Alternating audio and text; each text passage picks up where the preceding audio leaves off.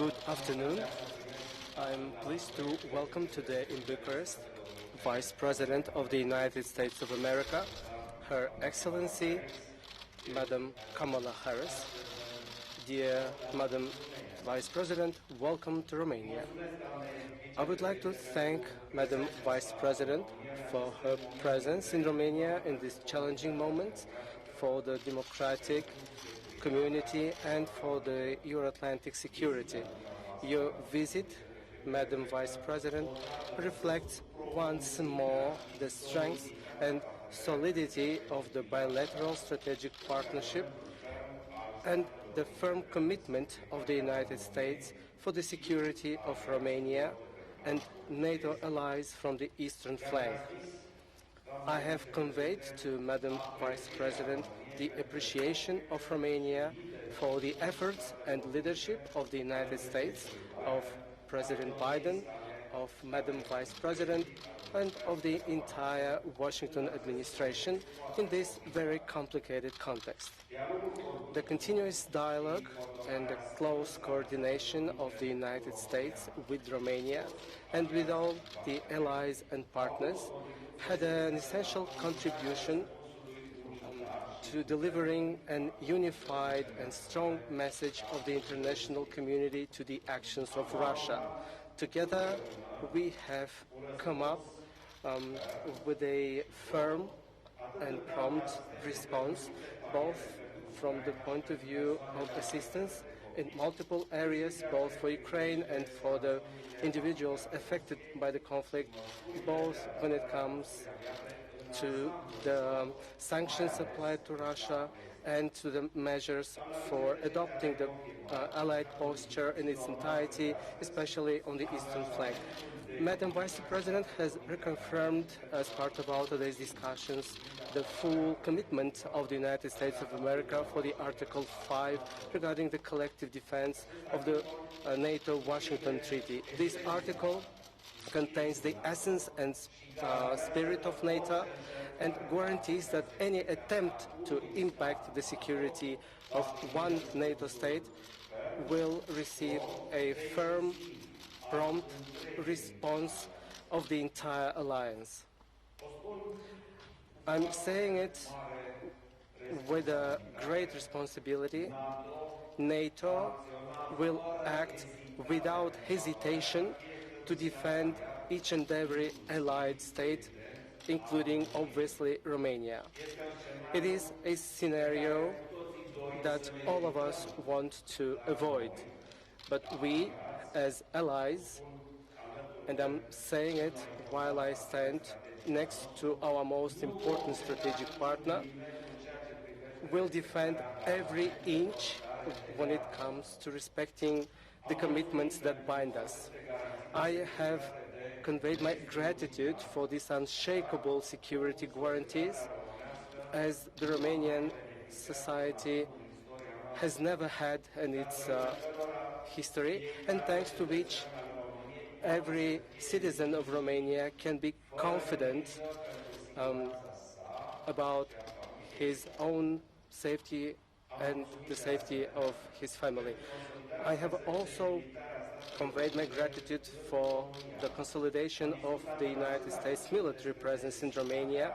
We have also discussed about the need within this tense context to keep increasing the American and allied presence in Romania in the long run as an additional measure to ensure the security of our country and of the entire region. I have conveyed that, in turn, Romania understands that the security starts at home. And from this point of view, I have recently decided to increase the defense expenses from 2%, where it stands now, to 2.5% of GDP. And this is greatly appreciated by the American side.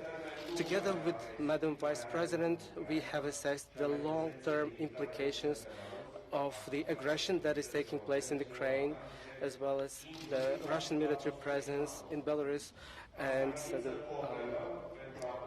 Euro-Atlantic we have agreed to cooperate to further consolidate the defense measures and deterrence on the eastern flank with a focus on the southern part. I have highlighted the fact that in this context it is necessary to operationalize as soon as possible the NATO battle group on the territory of Romania. Overall,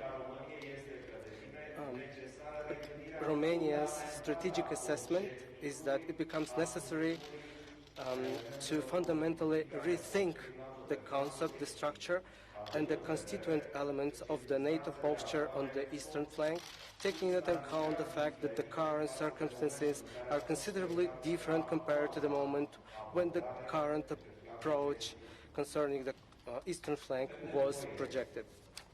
We need a united forward presence and a coherent one as soon as possible. We have discussed today about our common approach in order to come up with a common response to these unprecedented challenges, especially when it comes to the humanitarian area. Romania and the United States, along with its allied and partner countries, have offered assistance in different domains to Ukraine and its people that fights with heroism, courage, and determination. As you know, I have decided the operationalization in Suceava of a humanitarian logistic facility, so-called hub, that, thanks to the support of the European Union, has the role to collect and transport the international donations in the area of humanitarian assistance for Ukrainian citizens. I have invited the United States to support the activity of this hub. We have also discussed about the support that is so necessary to the Republic of Moldova. The situation of the neighboring country is unique from the point of view of a very high ratio between the number of refugees and population. This pressure overlaps with the economic and energy-related difficulties that the Republic of Moldova has to face. Together with Madam Vice President, we have analyzed the energy security prospects. We agreed that this crisis can represent a historic opportunity to switch to reach a true European energy independence from the Russian gas through investments in renewable sources in the civilian nuclear sector, through diversifying sources, imports of liquefied natural gas, and obviously through increased interconnectivity. As you probably remember, within the context of COP26 Glasgow summit, the common Romania-USA project to include small modular reactors in the Romanian national system, we agreed to continue and to intensify our cooperation in this strategic domain. Last but not least, a fundamental aspect for the success of our efforts aimed to ensuring security is represented by the maintenance and consolidation of the transatlantic relationship by ensuring the unity and coordination of the European Union, United States, NATO, and G7. Romania brought its own contribution in this regard by promoting the Bucharest 9 format, which was very efficient even in this context. This year, we celebrate 25 years from the launch of our strategic partnership that's continuously developed during the last years and is currently at its highest level in its history. In addition to the consolidated cooperation in the area of defense and security and of the ambitious initiatives in the energy sector, I have discussed with Madam Vice President to continue expanding all the dimensions of the strategic partnership, from the economic one, including through the development of regional priorities, strategic projects related to the interconnectivity and that are of interest for Romania, and up to the consolidation of scientific cooperation and of obviously interhuman relationships. We also discussed about visa waiver topic in regards to Romania, and we hope to have some results in this area as well. Once again, I would like to thank Vice President Harris for coming to Romania. I'm sure that the substantive discussions that we had will be followed up by concrete measures and adequate, appropriate decisions for the unprecedented context in which we currently find ourselves in. Thank you, Madam Vice President. You have the floor. Thank you, President Iohannis, for the warm welcome to Romania and for your steadfast friendship, to the partnership that we have that is long-standing and enduring. I also want to recognize and thank Prime Minister Ciucă for the conversation that we had last week. If I may, Mr. President, I'd like to speak directly to the Romanian people for one moment, to thank you on behalf of the United States. Under the leadership of President Iohannis, Romania has been extraordinary in the generosity and the courage that you have shown in this moment. Around the world we have watched as you have received refugees. Around the world, and I will speak for the United States, we know of the particular challenges that you face geographically, yet you have shown so much courage. The meeting that the President and I had today was a very productive meeting to reaffirm the strength of the relationship and friendship between the United States and Romania. I've said many times, including this afternoon with the President and the President's leadership, but around the world, and I will say it here, America's commitment to Article 5 is ironclad. We take very seriously our role and the relationships that we have within the NATO alliance. We take seriously and are prepared to act on the words we speak when we say, an attack against one is an attack against all. We are firm in our commitment. When I say, and we say over and over again, President Joe Biden says, we will defend every inch of NATO territory. So I am present in Romania today to reaffirm that commitment, in addition to thanking the President, your leadership, and the people of Romania. The strength of our alliance has endured and is now bigger and stronger than ever.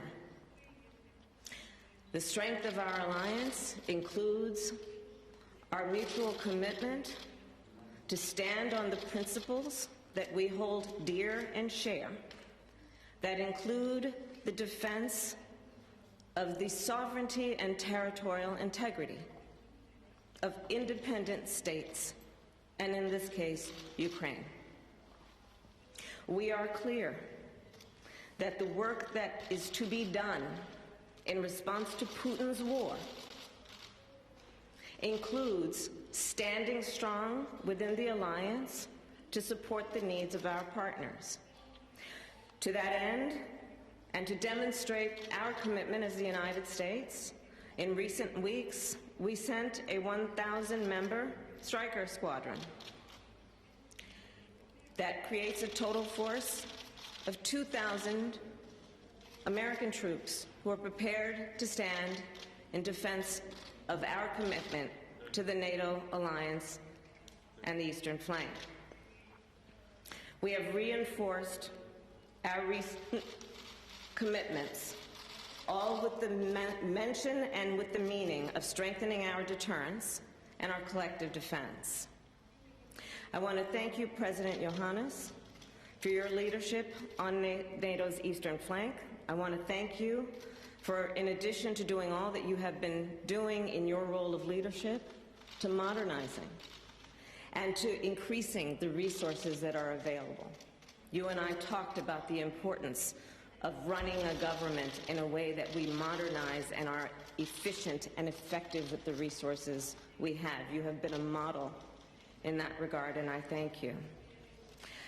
In terms of our mutual support for the people of Ukraine, in Washington, in the United States Congress, we have taken recent action, including a commitment of $13.6 billion for Ukraine and the region in terms of security assistance and humanitarian assistance. The President, Iohannis, and I talked extensively, and I was very moved, Mr. President, by the stories you shared with me of the time you spent with refugees and the heart-wrenching experience that they are having. So we stand together, Romania and the United States, in ensuring that we will do all that is required to put resources into the humanitarian piece of this, understanding that the needs are significant and immediate. To the extent that we are offering humanitarian assistance, in addition to the $13.6 billion package from the United States Congress, $4 billion of that will be directly committed to humanitarian assistance. That is on top of the $53 million that I announced yesterday that through the UN, the United States will give to the World Food Program. But I must say, when we are talking about humanitarian assistance, Romania has been a hub of humanitarian assistance. And that is yet another reason that we are here to thank the President and the people of this great country for what you are doing based on the needs of this region. You have been welcoming tens of thousands of refugees and doing it with such compassion and such grace. So I'll conclude my remarks by saying that this is a strong and enduring relationship. It is an important relationship, and the importance of this relationship is being highlighted at this very moment. But it is a relationship that will continue over the years. And again, I thank you, Mr. President, and the people of this beautiful country for all you do and all you represent. Thank you. Thank you so much, Madam Vice President. We have a couple of questions. Bună ziua, Roxana Zamfirescu. Good afternoon, Roxana Zamfirescu, State TV. I have a question for both officials. I would like to ask you if the United States plans to increase the number of troops and to create here a permanent presence. I'm asking this in the context of which 150 kilometers away from the Romanian frontier bombardments take place, and I would like to ask you as well what are the chances of the war extending towards Romania and the Republic of Moldova?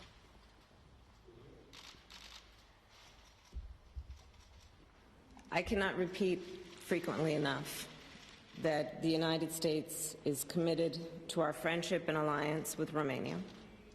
And to that end, we have a continuous and rotating commitment of U.S. troops to this country, most recently with the deployment of the 1,000-member Stryker Squadron.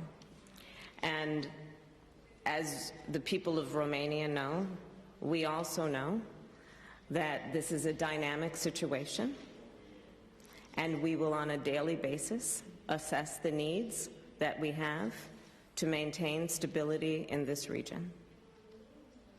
As it relates to what might be the future conduct of Putin, I cannot speculate, but we are clear in our position, which is that as a member of NATO, an attack against one is an attack against all.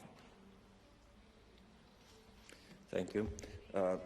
Cred că prima parte I believe that the first part received a very clear response from Madam Vice President. As for the second part, I can highlight the fact that we do not have information that would indicate that Romania would represent a target of an aggression. On the other hand, it is very clear that this Russian action, this war started against Ukraine,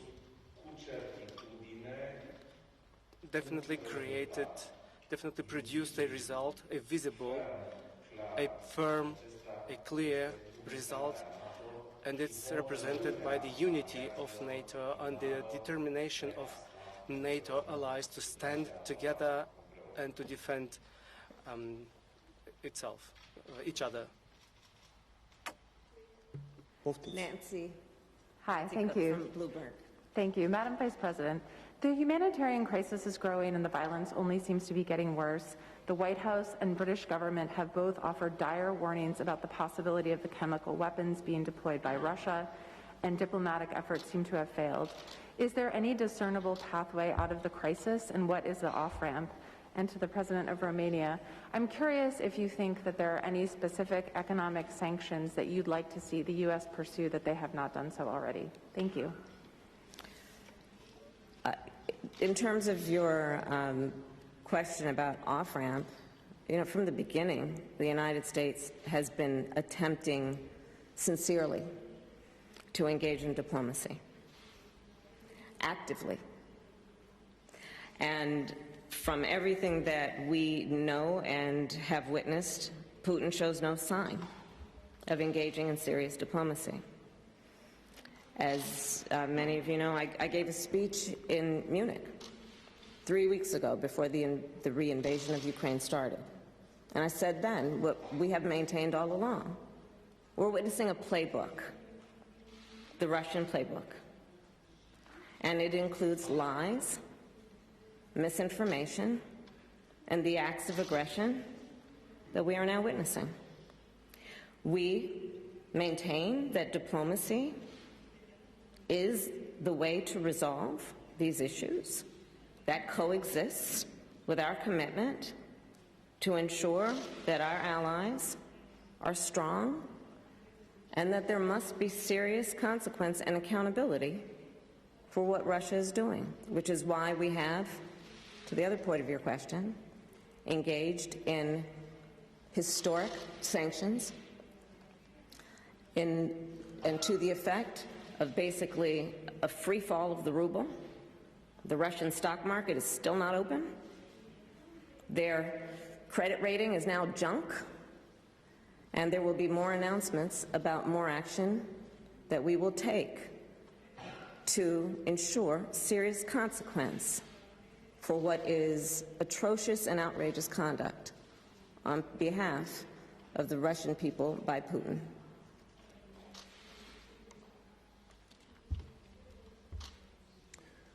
The sanction packages have been discussed between the United States and the European Union.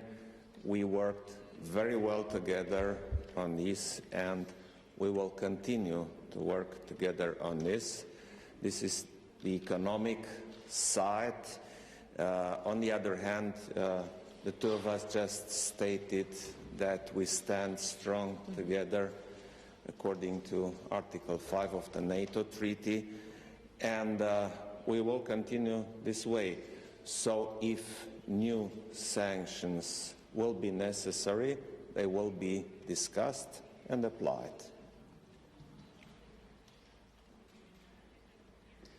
Bună ziua, Oana Bâlă, Radio. Good afternoon, Ana Bâlă, Radio Romania. Madam Vice President,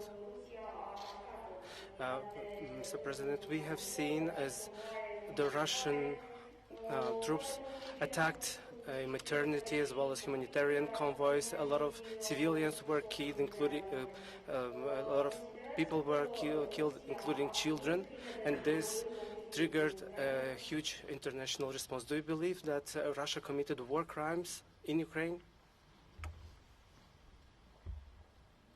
As I said before, and I'll say it again, we are clear that any intentional attack or targeting of civilians is a war crime.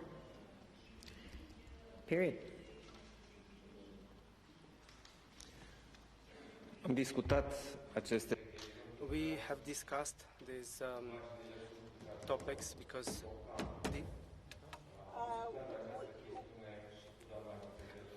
the images are, of course, shocking. I have discussed about this with Madam Vice President, and yesterday we discussed this topic as part of the European Union summit, and it is very clear to everyone that such situations must be documented in such a way that when the right moment comes, the authorities and the competent institutions would be able to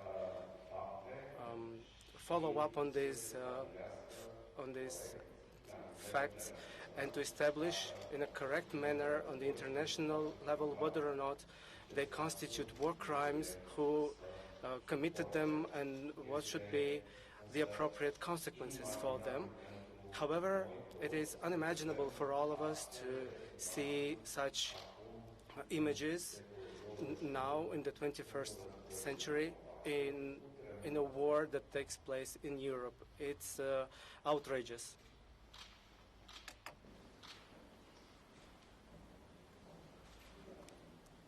Amir Madani Thank you. from the Associated Press. Thank you, Madam Vice President. I really appreciate it. If I may ask, Mr. President, your country and many of your neighbors are enduring enormous cost aiding Ukrainian refugees, and you also face a really dire threat in the Black Sea. And I was just wondering what specifically you've asked the Vice President for. Particularly, do you need more U.S. troops here? Do you need any specific more material defense aid? And if I can ask you, Madam Vice President, President Biden has said that Americans will feel some pain for the sake of defending freedom and liberty, but there does seem to be no end game in sight.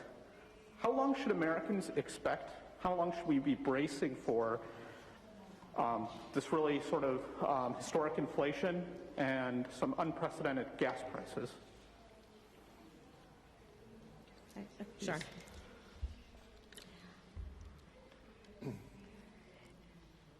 In terms of the discussions that the President Iohannis and I had, they ranged in subject, including the issue of the Black Sea, and I'll let him explain in more detail as he would like. But we are, again, fully aware and apprised, because we are in constant communication with the President, with his administration here, about the concerns that they have about the entire region and, frankly, the vulnerability. All you have to do is look at the map and see that where Romania exists geographically, and as is the case for our allies on the eastern flank, that there are potential vulnerabilities, which is why we say very clearly we will dedicate, and have been especially enhancing over the last few weeks, our support based on their current needs. When we look at Putin's actions, the previous question, it is painful to watch. It is painful to watch what is happening to innocent people in Ukraine who just want to live in their own country and have pride in themselves as Ukrainians, who want to be home speaking the language they know, going to the church that they know, raising their children in the community where their families have lived for generations. And by the millions now are having to flee with nothing but a backpack. And then you compound that with what happened a couple of days. The President talked about it today. I talked about it yesterday. In terms of a maternity hospital, pregnant women we have the unfortunate experience, all of us right now who are not in Ukraine, of witnessing horror. So we are committed in everything we are doing. And yes, then the President did say in the State of the Union, there is a price to pay for democracy. You've got to stand with your friends. And as everybody knows, even in your personal life, being loyal to those friendships based on common principles and values, sometimes it's difficult. Often it ain't easy. But that's what the friendship is about, based on shared values. So that's what we're doing. Thank you.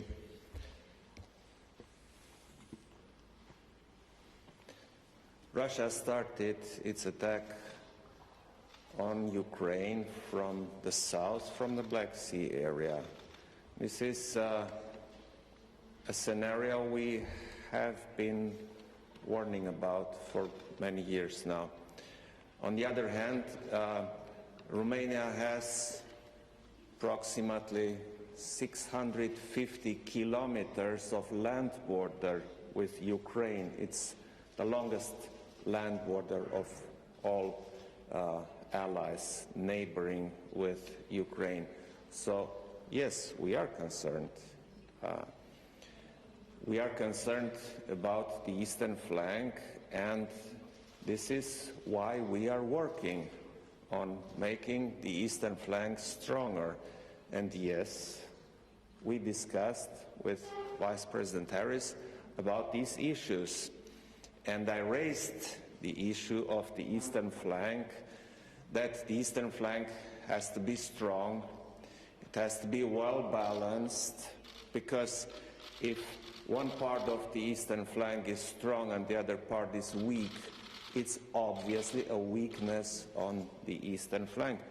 So the eastern flank has to be strong to defend the entire NATO, to defend the Euro-Atlantic area. And on the eastern flank, the allies, and in this case we discussed specifically about US and Romania, have to materialize a force that is strong enough to be deterrent. NATO relies on strength and deterrence. So to deter somebody, you have to be strong in that area. So yes, we discussed about the necessity of a NATO battle group in Romania, and obviously the United States play an important role in this. We discussed about enhanced US presence on the eastern flank, specifically, obviously, on our part of the eastern flank, and we discussed, obviously, about Article 5 of NATO and about the long-standing partnership between our troops, because soldiers from the United States have been in Romania for many years now, and they work very well together with the Romanian forces, and they are a real gain on the